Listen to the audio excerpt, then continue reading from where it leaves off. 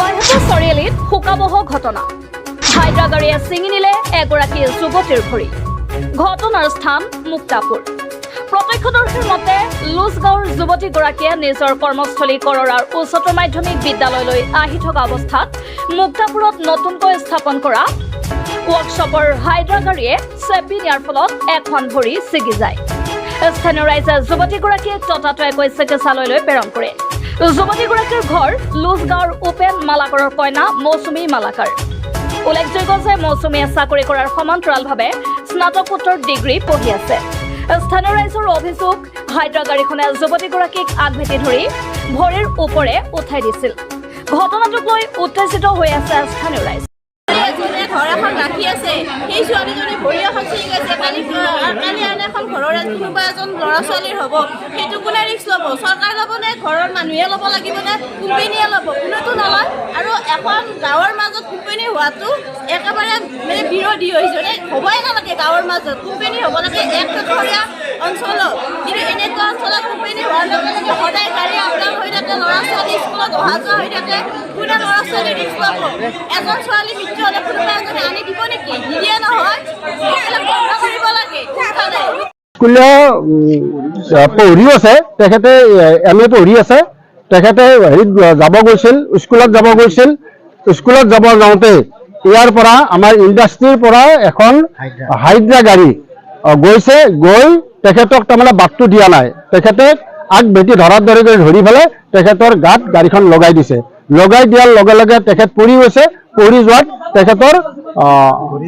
ভৰি এখনৰ ওপৰেৰে তাৰমানে চকাটো উঠি গৈছে আৰু ভৰিখনৰ মাংসবিলাক সেই ৰাস্তাটোত পৰি এতিয়াও যদি আপোনালোকে যায় তাতে দেখা পাব সেই মাংসবিলাক তাতে চিলেটি বিলেটি হৈ পৰি আছে গতিকে এইটো এটা খুব দুখজনক কথা আৰু এটা কথা যে আমি যেতিয়া স্কুলক ইয়াৰ পৰা 8টা বজাত আমি ল'ৰা ছোৱালীখিনি লৈ যাওঁ বা আমাৰ যিখিনি ইয়াৰে গাৰ্জেন আছে গাৰ্জেনে লৈ যায় সেই গাড়ীখন দেখা পালে কি কৰে ভয় কৰে যাবৰ কাৰণে কিন্তু তেওঁলোকক অৱগত কৰাৰ পিছতো তেওঁলোকে তাৰমানে আমাৰ কথাত কোনো ধৰণৰ মানে হেৰি কৰা নাই আমাৰ ৰাইজৰ কাৰণে এইটো এনেকুৱা এটা দুৰ্ভাগ্যজনক এই এক্সিডেণ্ট সঁচাই তাৰমানে আমাৰ এই যিটো ৱৰ্কশ্বপ ইণ্ডাষ্ট্ৰী এই ভৰালি চুপত অনুষ্ঠিত হৈছে সঁচাই ৰাইজৰ কাৰণে এইটো অনিষ্টকাৰী হৈছে কিয়নো এই ইণ্ডাষ্ট্ৰীটোৱে যিটো আমাৰ ৰাইজৰ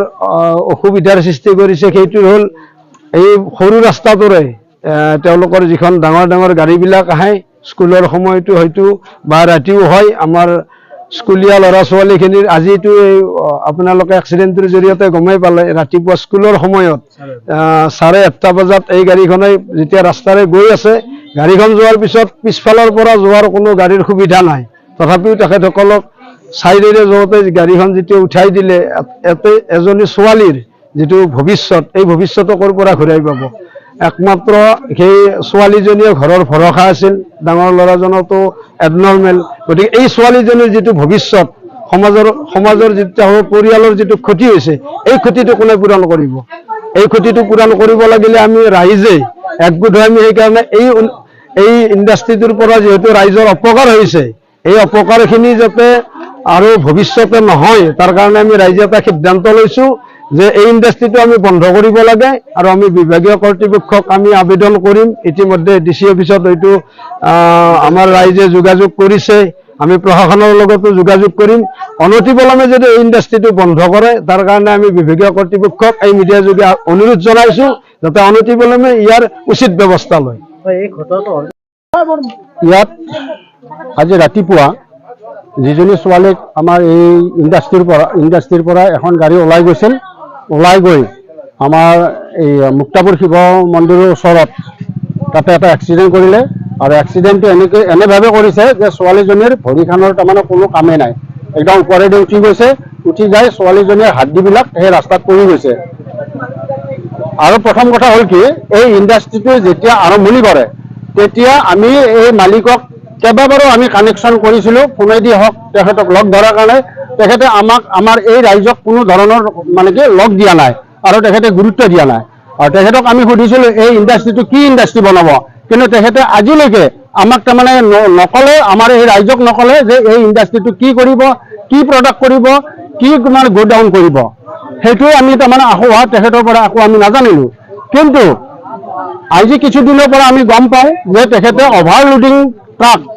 যিখন ট্ৰাক নেকি গাঁৱত সোমোৱাটো নিষেধ, কোনো ৰোড পাৰ্মিশ্যন নাই। আমি জনাত সেই ট্ৰাকখনৰ কোনো ৰোড পাৰ্মিশ্যন নাই। তেওঁলোকে মইমতলিত তেওঁলোকে আমাৰ এই ৰাস্তাটো MB স্কুলৰ পৰা আমাৰ লচলৈ অহা যিটো ৰাস্তা PW ৰাস্তা, সেই ৰাস্তাইদি আমাৰ এইপিনে ট্ৰাকখন সোমাই দিয়ে। আৰু তেওঁলোকে কি কৰে, তেওঁলোকে দিনত নাহে গাড়ীখন, তেওঁলোকে ৰাতি কেতিয়াবা 2টা বজাত কেতিয়াবা 12টা বজাত মানে চোৰৰ দৰে কৰি গাড়ীখন লৈ আহে। তেওঁলোকে কিন্তু দেখা দেখি কৰি গাড়ীখন লৈ নাহে, আনি ইয়াত অভাৰলোডিং তাৰমানে ট্ৰাকখন সোমাই দি পেলাই আমাৰ ৰাস্তাটোও নষ্ট কৰিছে, প্লাছ আমাৰ ইয়াৰ যিটো প্ৰদূষণ, এই প্ৰদূষণটো তেওঁলোকে বিনষ্ট কৰিছে। তাৰপিছত কেনেকুৱা হৈছে যে ইয়াতে এটা তাৰমানে বাইহাটাৰ পৰা সৌৰভ দাসৰ ৰিপৰ্ট, আছাম লোকেল নিউজ।